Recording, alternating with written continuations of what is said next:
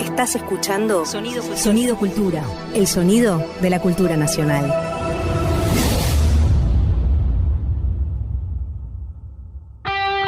Ahora Javier Trímboli y Julia Rosenberg en Un poco sucio.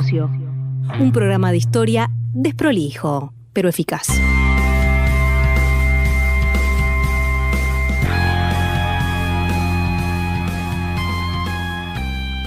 Buenas, bienvenidos, bienvenidas a Un poco sucio, el programa de historia que hace el Ministerio de Cultura de la Nación.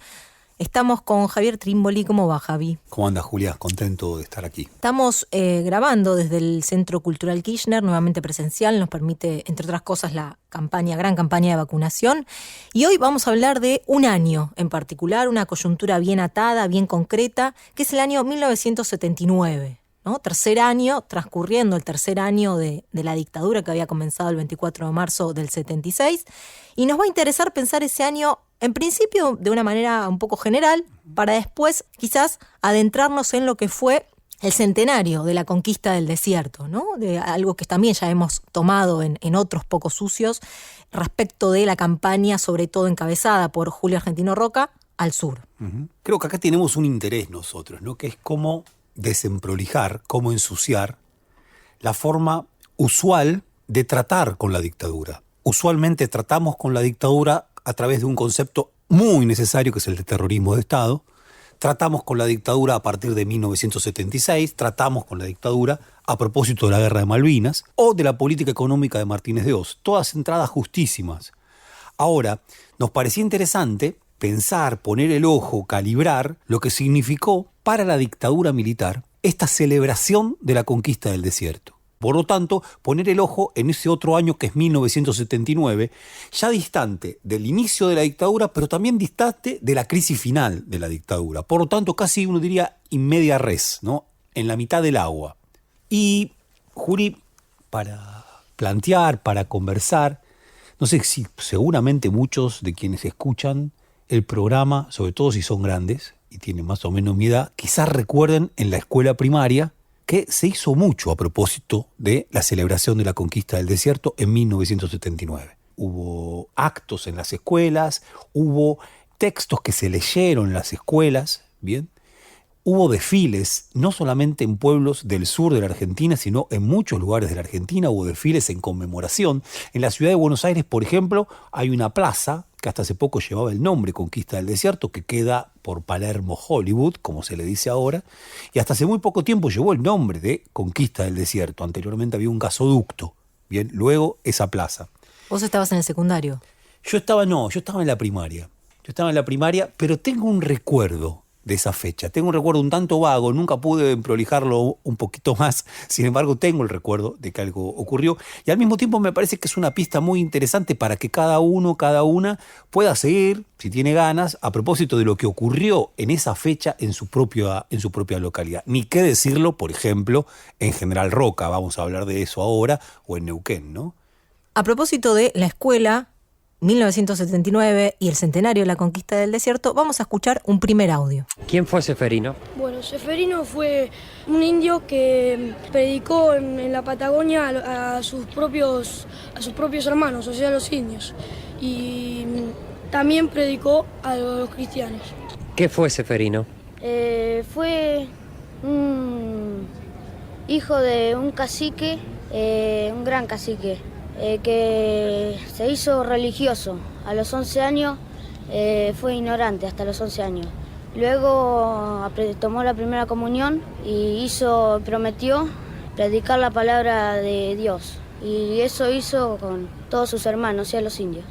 ¿Quién y qué fue Ceferino? Ceferino nació el 26 de agosto de 1886. Vivió solo 18 años, pero durante todo ese tiempo pudo, con la sabiduría sobre Cristo, pudo transmitir la religión sobre los indígenas y sobre otra gente que no tenían religión. ¿Quién fue Ceferino?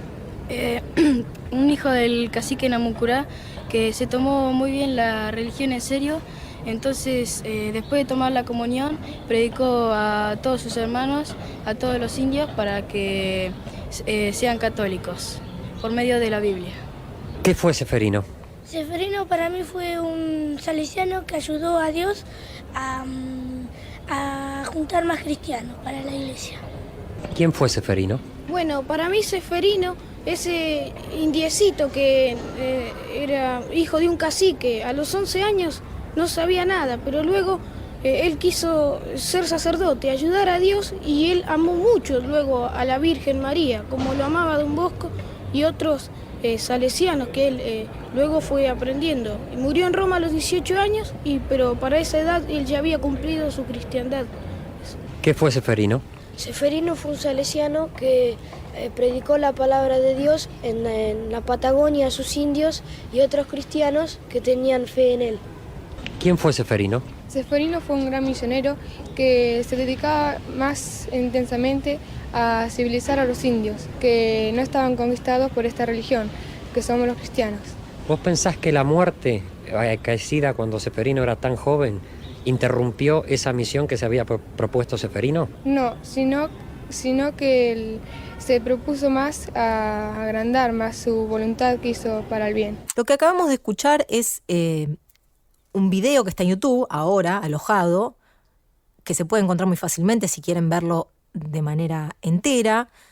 No recuerdo exacto el título como está en YouTube, pero se busca por Namuncurá, Seferino Namuncurá, 1979. Proviene de, nosotros dimos con esta pieza, trabajando en el archivo histórico de RTA, de Radio y Televisión Argentina, y en realidad tiene una vueltita, porque estábamos buscando material justamente para la campaña del desierto, para un documental que iba a salir, que nunca salió, sobre la conquista del desierto.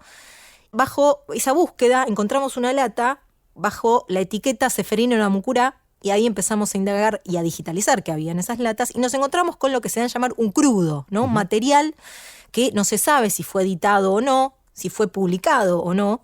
Estas son varias horas de cámaras que fueron en 1979 hacia el sur, en este caso Bahía Blanca, de alguna manera registrando las huellas de Seferino Namuncurá, porque si no me equivoco, Javi, vos me vas a decir, estaba pronto por la discusión por la canonización de Seferino Namuncurá en ese entonces, coincidiendo con la conmemoración del centenario de la conquista del desierto, ¿no? Y acá lo que acabamos de escuchar es una cámara que va al Colegio Don Bosco y le pregunta a diferentes chicos, estudiantes de escuela primaria, ¿qué fue Seferino Namuncurá, ¿no? Interesante la repetición o ese discurso medio aprendido de memoria, ¿no? Respecto de Seferino Namuncurá. Es un documento interesantísimo y como vos decías, es un documento doble o triple, porque se trata de un registro que lo que buscó fue componer un programa en el año 1979, año de la conquista del desierto, pero en esta intención de ATC, en ese entonces ATC, era meditar, pensar, reflexionar sobre el 1979 a través de Seferino Namuncurá. Si se quiere, con algo ciertamente oblicuo, por supuesto, con un tinte fortísimamente religioso y a la vez también, como uno de los chicos dice, la historia de este muchachito que hasta los 11 años era ignorante y que deja de serlo cuando pasa a de pleno integrarse, bien, conocer la religión católica y de pleno integrarse a ella, bien. Decía, por un lado esto, por otro lado también uno podría decir, es un documento, como vos planteabas, Julia, que interviene en la cuestión de la canonización de Seferino. Se trata de canonizar a Seferino. Y a la vez también yo sospecho, yo intuyo que hay algo en la figura de Seferino que, si bien uno pudiera ligarla a lo más conservador de la sociedad argentina, en esa coyuntura el Colegio Don Bosco busca a través de ella poner ciertos límites, bien, límites a un momento represivo contundente, fortísimo.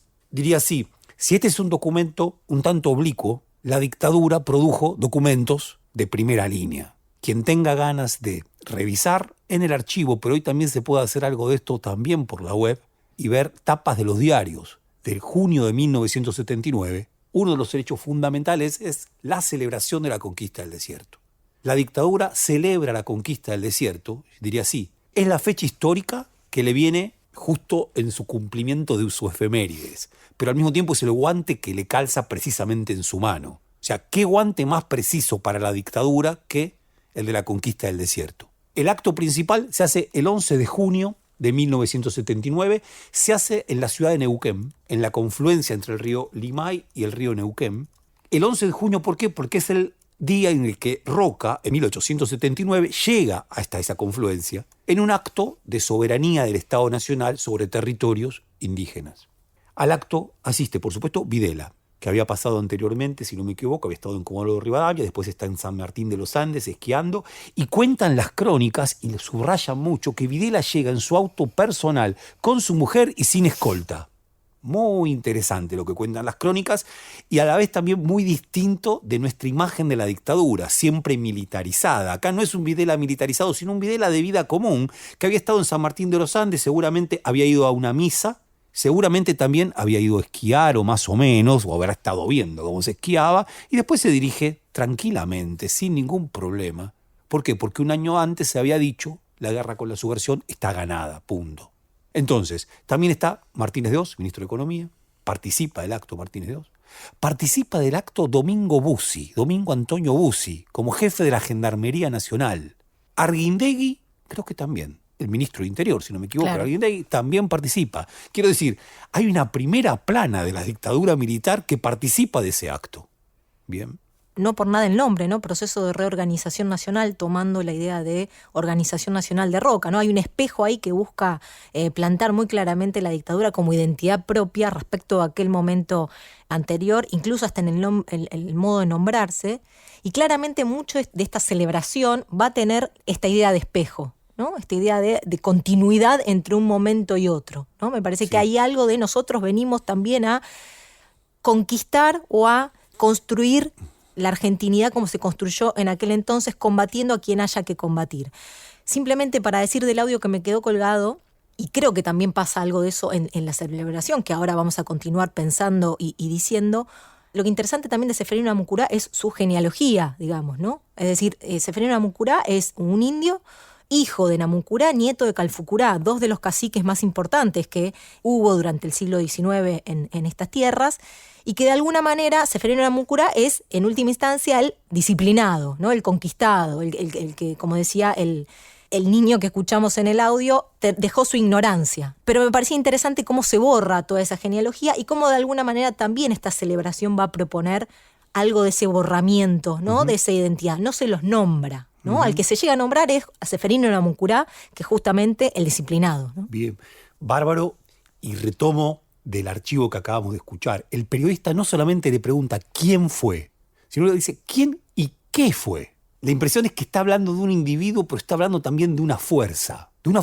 agotada probablemente, una fuerza en derrota. Seferino Namuncurá es la muestra de una derrota. Una muestra, una derrota y también una preocupación acerca de cómo se vive después de una derrota. Y cómo muchos indios, para vivir la derrota, no les queda otra que plegarse a una cultura que no es la de ellos. Por supuesto, la historia de Seferino es la historia de un primer plano, ¿no? Es la historia alta. Aún breve esa vida es una historia alta que por eso merece canonización. Pero lo de tantas otras y tantos otros que tuvieron que seguir viviendo después de la derrota, ahora la pregunta es doble. ¿Quién y qué?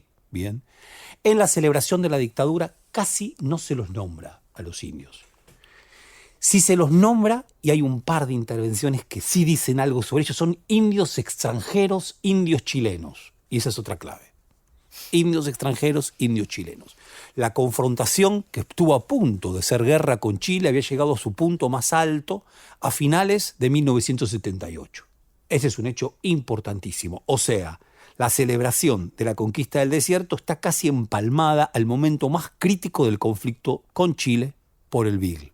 Me parece que no es menor este hecho para que se haya decidido que el acto central sea en Neuquén y no en Choel Choel, el 25 de mayo de ese mismo año. En Choel Choel hablamos del cuadro de Blanes, ¿no? el Ejército Nacional llegando al Río Negro, en Choel Choel. Claro, todavía no es un territorio que esté tan limítrofe con Chile. Acá la cuestión era hacer este acto, que era un acto que, diría así, ¿no? Un acto fuertemente estatal, que mostraba la continuidad argentina de 100 años, ¿no? La continuidad argentina, y hacerlo muy cerca de Chile. Bien, muy cerca de Chile. Sumo un ejemplo más de un momento donde sí se nombró a estos caciques, que es una pieza posterior, solo como una especie de paréntesis para seguir conversando, un video que encontramos en YouTube también de Difilm, un desfile que se va a dar en verdad el año siguiente, pero muy atado también a esta celebración claramente. Y el desfile es en la ciudad de La Plata por el centenario de la 10ª Brigada de Infantería General Nicolás Levalle. Uno de los conquistadores. Uno de los compañeros que estuvo en esta empresa. 5.000 efectivos en el desfile caminando por la ciudad de La Plata, y el locutor dice, se escucha muy entrecortado, y en un momento dice, cumplió servicios de Fortines desde 1876, está hablando de la brigada esta, interviniendo en el avance de fronteras contra Namuncurá. Punto seguido, la lucha contra la subversión lo ha visto combatir con éxito la delincuencia apátrida, ¿no? Y tomo esto también por lo de apátrida, que de alguna manera se toma la mano también con lo de chilenos, ¿no? Plenamente, ¿no? Hay algo ahí.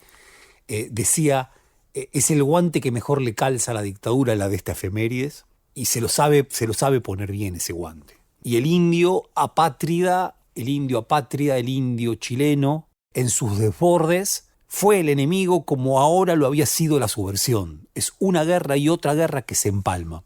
Ahora, dos cosas como preocupación. Una, la baja visibilidad que tiene este hecho tan relevante en nuestra manera de acercarnos a la dictadura.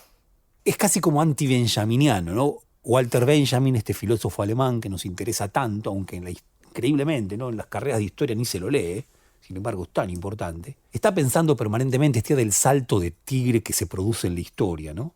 Rosa Luxemburgo citando a Espartaco, por lo tanto saltando más de 19 siglos en la historia e intentando producir esa constelación que una las luchas obreras bien de finales de 1918 con luchas de los esclavos en el siglo I a.C. Salto de tigre al pasado. Ahora, Walter Benjamin piensa estos saltos de tigre como propiedades, capacidades, potencias propias de aquellos oprimidos que luchan por la emancipación en la propia historia. Acá lo que nos encontramos es con una cita que produce el presente con el pasado, pero en manos de las clases dominantes. Ahora, lo que es notable es la baja visibilidad. Yo tengo una hipótesis rápida, a ver si se confirma o no. La primavera democrática quiso creer que la dictadura había sido un hecho excepcional en nuestra historia, que no tenía filiación. Y como había sido excepcional y no tenía filiación, mejor dejarlo excepcional y sin filiación. Por lo tanto, no pensar cuando esa dictadura quiso ligarse con el pasado. Y lo hizo con importante eficacia. Sí, también toda una, que por supuesto necesaria, ¿no? Quiero decir, una narrativa post-83, también post-2001, ¿no?, sobre la dictadura respecto de, vos lo decías antes, Javi, terrorismo de Estado, ¿no? Los juicios que acompañaron a partir de la apertura, nuevamente los juicios en el 2006. Quiero decir, hubo algo de exponer una y otra vez a partir del 83 y reforzado después del 2001 los aspectos terroristas de esa dictadura que dejaron de lado los aspectos más políticos, más sociales, más culturales. Por ejemplo, digo una experiencia personal, me tocó la semana pasada teniendo que hacer un trabajo sobre los 70 respecto de la política y la dictadura, y hay poca bibliografía política de la dictadura, ¿no? Obviamente es difícil la diferencia, separar lo que es terrorismo de Estado de lo que es política, pero quiero decir, si uno quiere leer sobre la gestión o sobre las internas, no son pocos los casos, los libros que se han escrito sobre esta otra arista de la dictadura, ¿no? Totalmente. Me parece que eso está buenísimo para, yo diría así, no es el propósito de este programa, ¿verdad? Casi siempre nuestros programas, seguramente quienes nos vienen escuchando lo advertirán, invitan a otros programas. Y bien podríamos hacer un programa sobre este otro problema, las internas al interior de la dictadura, la política al interior de la dictadura. Quien no estuvo nada presente en esta celebración fue Macera. Claro. Macera estuvo totalmente al margen, no le interesó. Su diario, si no me equivoco, Convicción, casi no tuvo intervención, cuando los diarios se hicieron eco de esta fecha de una manera importantísima. Sin embargo, Macera estuvo corrido. Ahí hay una serie de diferencias que por supuesto jamás pueden llevar, como tan equivocamente el Partido Comunista pensó, ¿no?, que Videla representaba al ala no pinochetista de la dictadura y que Macera era el ala pinochetista, entonces había que apoyar a uno en medio del otro. No significa nada de eso. Sin embargo, sí la posibilidad de entender de otra manera esa situación. Y a la vez, a esto quería referirme, ¿cómo evitamos que vuelvan a ocurrir fenómenos signados por ese mal extremo que fue de la dictadura, cuando suponemos que tan solo pueden volver con su cara más horrorífica? Y a veces vienen con otra cara. Tulio Alperindongui lo dice a propósito de otra cuestión, pero habla de la vida diurna y la vida nocturna de los regímenes políticos. La dictadura solamente está conocida por su vida nocturna, pero tuvo una vida diurna. Es Videla volviendo con su mujer sin escolta de San Martín de los Andes y vestido de civil. Bueno, por ahí. Totalmente. Y dentro de esta arista, más, si se quiere, social, más que tuvo esta dictadura, y en particular este año que nos interesa pensar, que es 1979, hay un suplemento que nos interesa pensar, que voy a citarlo, el artículo que vos escribiste, Javi, en la revista Corpus, porque es bien interesante y además es de las pocas cosas escritas sobre esta celebración, donde ahí trabajaste un poco este artículo, un suplemento especial del diario Clarín que ningún otro diario ha hecho, ¿no? Porque La Nación retrata todo esto, pero como en sus páginas, como diario normal, ¿no? Un suplemento muy especial. Sí, sobre todo porque, claro, el diario Clarín saca el 11 de junio de 1900, en su edición del 11 de junio de 1979, el diario Clarín saca un suplemento de más de 50 páginas dedicadas por entero, incluso las publicidades, incluso las solicitadas con las que cuenta ese suplemento, por entero a pensar, a evaluar lo que significó la conquista del desierto. Vamos a hablar de ese suplemento porque realmente es una pieza interesantísima, cuando Clarín además estaba dirigido por el desarrollismo, cuando Clarín era una pieza política e ideológica del movimiento de integración y desarrollo, el MID, de Frondizi, de Frigerio, de Salonia. Clarín expresaba esa línea política. Y, a ver, yo diría así, perdón que lo digan brutalmente, no chorrea sangre este suplemento, no chorrea sangre, es de alta normalidad para la época el suplemento. Es más, la celebración que hizo la dictadura fue de alta normalidad. Por eso prefirió no hablar demasiado a quién se había derrotado. Por eso prefirió decir derrotamos al desierto más que al indio apatria. Dijimos el indio apatria, pero más se dijo desierto, para que no chorre sangre, para que no se vea nada demasiado incómodo. Bien.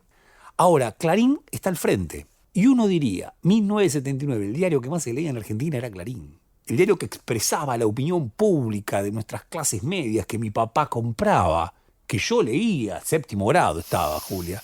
Aclaro, porque antes quedó como séptimo grado, que yo ojeaba. Hablaba claro, hablaba con todos nosotros. Y era el diario que teníamos en la mesa. Y esto estaba ahí.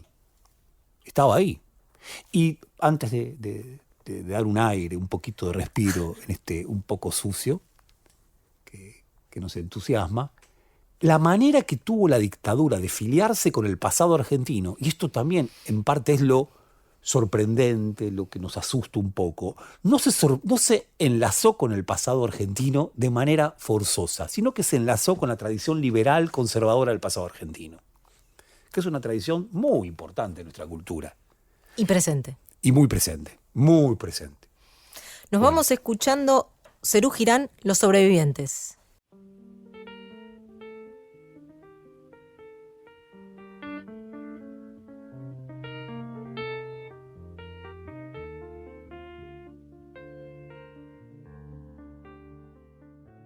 Javier Trimboli y Julia Rosenberg en Un poco sucio.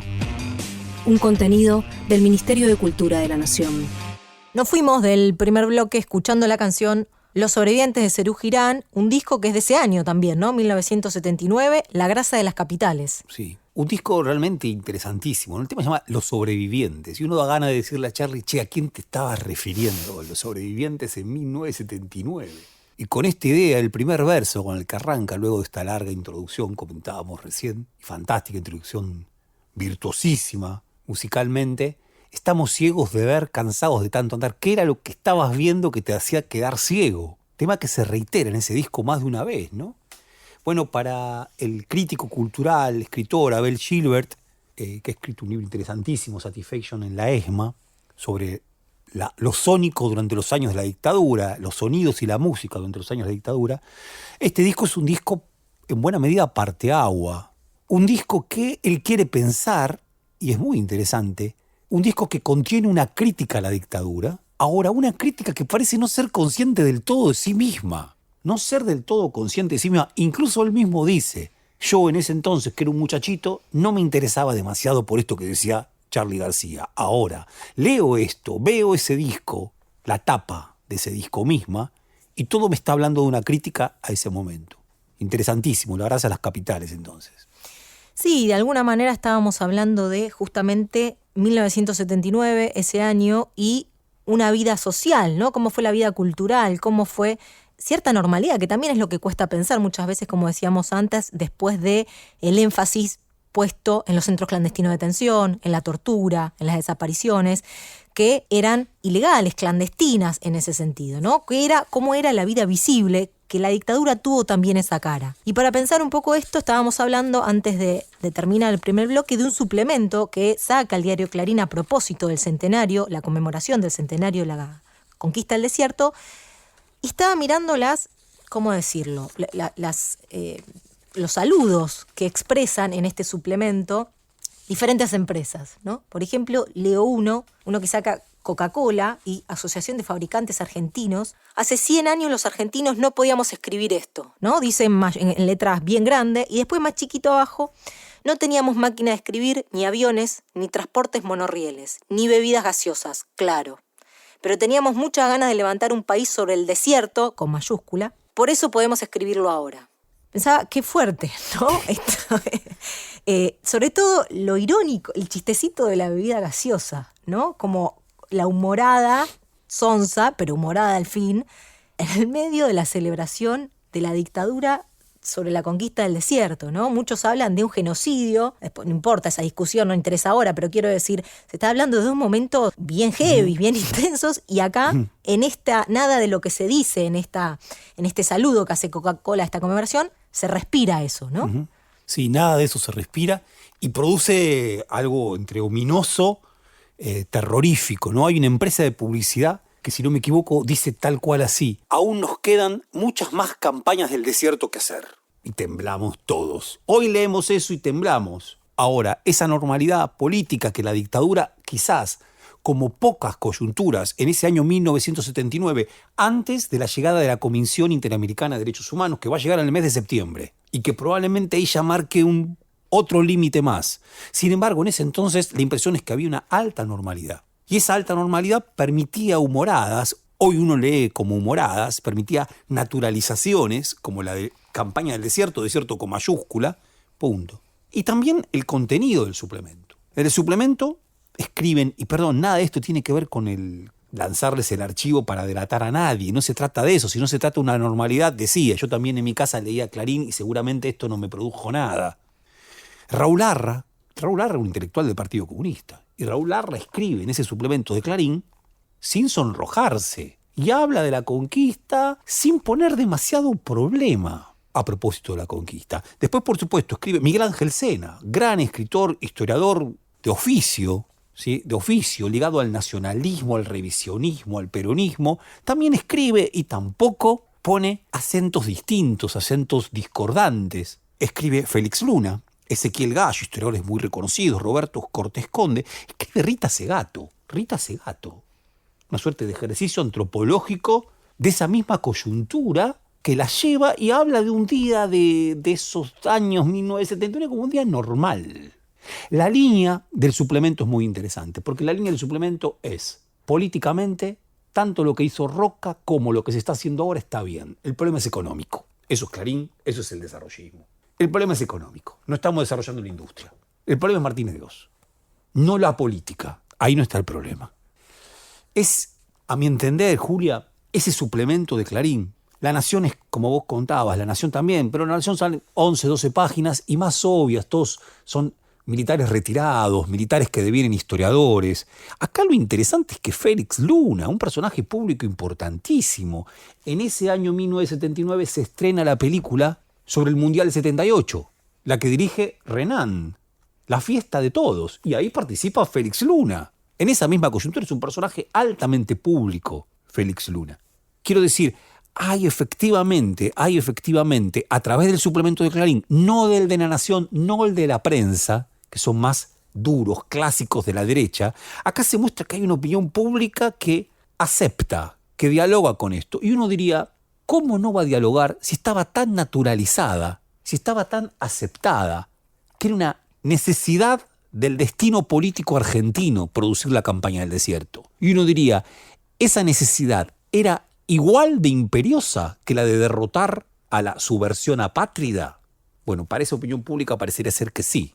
Pensaba, como una nota al pie, lo digo esto nada más, sencillo y rapidito, daría para otro episodio un poco sucio, Un libro que intentó, de alguna manera, o por lo menos así se propuso, pensar la vida cotidiana, la vida en la dictadura, pero que sin embargo, a mi modo de ver, tiene fallas enormes, ¿no? Y estoy hablando del libro de Sebastián Carasay, los años 70, en la gente de la vida común, o en la gente común, una cuestión así, que de alguna manera me parece que hace el intento justamente de pensar una dictadura, pensar esos años por fuera de la hiperpoliticidad, ¿no? Y de esa narración que se fue imponiendo a partir del 83, pero que sin embargo todo esto no lo ve, digamos, porque de alguna manera quiere encontrar un sujeto apolítico, ¿no? Quiere encerrar la politicidad, casi como una teoría de los dos demonios reactualizada, la politicidad encerrada en dos bandos, y en el medio una sociedad que no participa ni una en la otra. Casi como si Carasay dijera, Clarín podría ser leído de esa manera, ¿no? Bueno, me parece que hay una discusión entre la lectura que estamos haciendo y lo de Carasay que bien valdría la pena realizar, ¿no? Me parece que el libro de Sebastián Carasay creo que merecería una buena conversación sobre los años 70 y sobre la lectura de ese libro, tan importante para pensar la clase media en esa coyuntura. Y quizás está invitándolo a él a conversar. Si tiene ganas, creo que podría estar bueno, sí, podría estar buenísimo, sí, sin duda. Acá también, perdón, Julia, que también habla de la normalidad de ese momento, ¿no? Porque hay la impresión de que esta clase media busca una normalidad apolítica. Ahora, no hay normalidad apolítica, la normalidad es política, y la dictadura logra producir un momento de normalidad político, en donde, miren qué notable, la revista Todo es Historia la dirigía Félix Luna.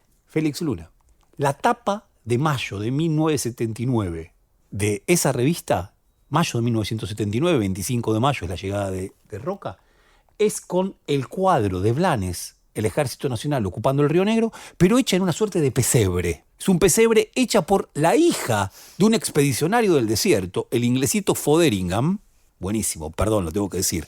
Compré esa revista. Si no me equivoco, luego de los actos del Bicentenario estaba con mi hija en Avenida de Mayo, en una de esas librerías de viejo. Entré y estaba ese número de la revista Todo es Historia. Y esto es genial, lo compré para discutir con estas cosas, ¿no? Entonces, vuelvo, perdónenme a quienes nos escuchan este desvío. Bien, decía, al interior de esa revista, toda celebratoria, sin embargo, hay un historiador que viene del socialismo nacional, Emilio Corbière, que se atreve a decir en el título de su nota, genocidio. Y nadie lo fue a buscar por haber dicho eso. Quiero decir, dice, porque es una nota a favor de la zanja Alsina, a favor del ministro de Guerra Alsina, que promovía esa estrategia de la zanja Alsina, que luego va a venir a dejar de lado, a desembarazarse de ella, Julio Argentino Roca, con una política mucho más ofensiva. Lo que hace Corbière es, en 1979, decir que lo que buscaba Alsina era evitar el genocidio, y el título de la nota es con la palabra genocidio. Quiero decir, esa palabra rondaba, sobrevolaba, daba vueltas. Se podía decir, se articulaba. Nadie lo fue a buscar, y esta revista era muy leída, no era punto de vista que no la leía nadie. O sea, en punto de vista se podría decir de todo. Si en Todo es Historia, que la leía todo el mundo, que la veía el kiosquero, el subte de primera junta, te vendía eso, bueno, ahí sí era un problema. Ahora, qué interesante, esa normalidad que logra la dictadura permite que se use la palabra genocidio. Bien, no se lleva mal con ella. Y otro dispositivo que hubo este año también que nos interesaba pensar es un gran congreso que hubo, ¿no? Que organizó, si no me equivoco, la Academia Nacional de la Historia, un congreso para pensar justamente la campaña del desierto. Tenemos, qué discurso que además que inaugura Arguindegui, ¿no? El ministro que antes mencionabas vos, Javi. Nada más y nada menos. Hay que estar en un congreso de historia que lo inaugure Arguindegui. Que también participan de este congreso historiadores de los más diversos, ¿no? Digamos, no hay una línea militarista muy clara, ¿no? Es en este discurso, si no me equivoco, Javi, donde habla de indio extranjero. Uh-huh. Me interesaba leer algo muy breve, no tan breve en realidad, pero leer algo para decir algo respecto a este congreso que fue bien importante y que nos interesa pensar. Dice Arguindegui en un momento, solucionando un problema de siglos, se constituyó la base del proyecto político y económico que gobernó el país hasta el primer cuarto de este siglo y por el cual se configuró el Estado. Se marcaron fronteras, se federalizó Buenos Aires, se disolvieron las milicias provinciales y se promulgaron importantes leyes como la moneda, territorios nacionales, etc. La sola recuperación de tantas leguas de territorio no refleja demasiado, sin tener en cuenta que, pocos años después, la población creció de 1.800.000 habitantes a 7.880.000, los ferrocarriles ferrocarriles, los pueblos pampeanos, etc. En 50 años la República se desarrolló hasta ser uno de los primeros países del mundo, por la gracia de Dios y la visión y la acción de sus hombres. Interesaba rescatar este fragmento porque de alguna manera reproduce algo de lo que veníamos diciendo en el sentido de destacar de aquella campaña del desierto, destacar del régimen conservador, porque así lo sitúa cronológicamente él, la cuestión del desarrollo económico, ¿no? La cuestión de que cualquier empresa bien valía la pena hacerla, más allá de la sangre que corriera, por el hecho del desarrollo económico, ¿no? Y pensaba también cuánto de este paraíso perdido que ubica en el régimen conservador Arguindegui en este caso, no fue una de las imágenes que perduró después con el tiempo en nuestro país. Realmente da para muchísimo más, simplemente para empezar a cerrar. Qué difícil que se vuelve a cerrar todo esto. Como que tiene que guardar un montón de cosas que quedan afuera y queda poco tiempo. Bueno, pero quedan otros programas. Entonces, simplemente que esto para los historiadores, acá citamos mucho a Alperín Dongui. A mí me interesa muchísimo la rueda de Alperín Dongui. Pero Alperín Dongui escribe un libro muy ligado a esa coyuntura, que sin embargo en nuestras carreras de historia, las carreras que nos formaron, se lo lee al margen de esa coyuntura, lo que es una barbaridad.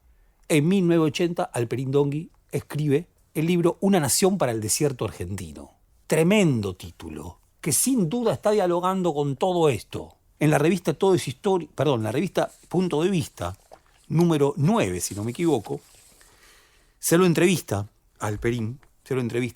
Y Alperín, que en ese entonces estaba empezando a ser destacado, a descollar entre la intelectualidad argentina, ve con muy buenos ojos la forma en que la dictadura militar celebró la efemérides de la conquista del desierto. Dice algo así como que por fin lo hicimos sacándonos de encima determinadas mistificaciones y la vimos con los ojos que había que verla. Lo que por supuesto es un problema que Alperín a través de este libro nos regala a la primavera democrática, nos regala a las ciencias sociales, nos regala a las humanidades, porque ese es un libro fundamental de la Argentina posterior a 1983. Casi como si fuera una suerte de torpedo, nos envió un torpedo. Bien. Es un libro que intenta pensar ese periodo, ¿no? La segunda mitad del siglo XIX, y que a este tema le dedica 2 líneas, ¿no? Sí. ¿Lo tenés ahí? Poco y nada. A ver, acá yo tenía una cita Una nación para el desierto argentino. Gran libro, donde fundamentalmente habla de los proyectos de construcción de la Argentina y al mismo tiempo de esos años de discordia política que van entre la caída de Rosas y la formación y consolidación del Estado Nacional en 1880. En ese libro apenas aparecen los indios como cuestión. Apenas, casi nunca. Creo que son 2 citas. La más importante es esta, sobre el final del libro. En 1879 fue conquistado el territorio indio.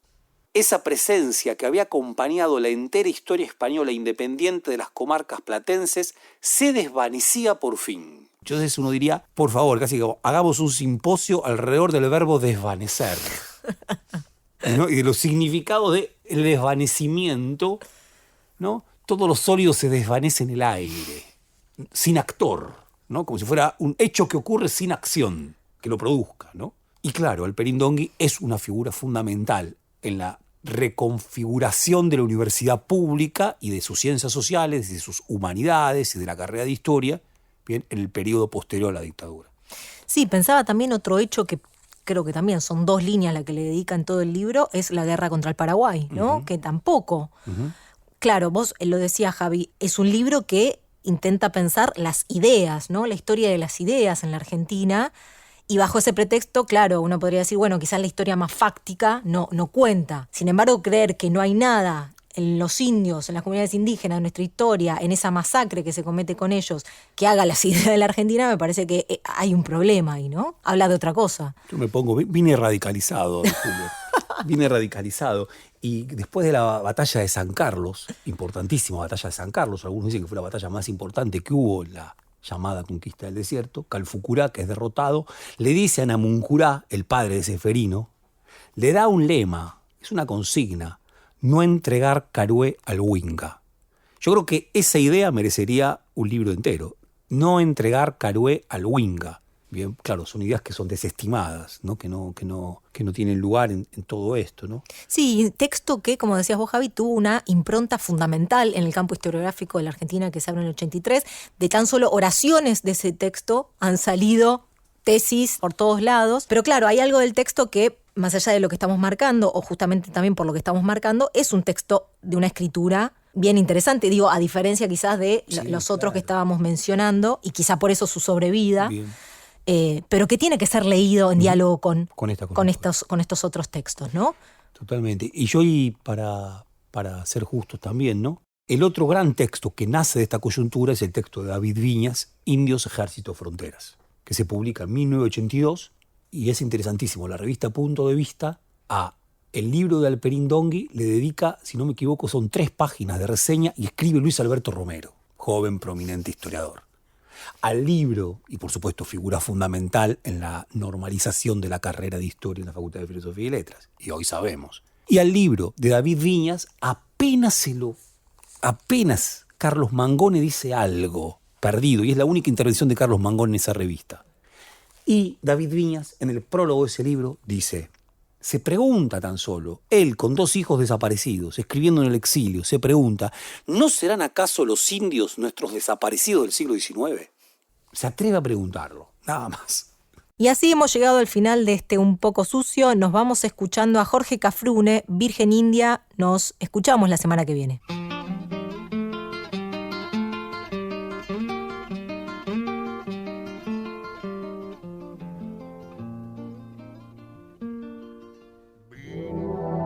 Fue una producción del Ministerio de Cultura.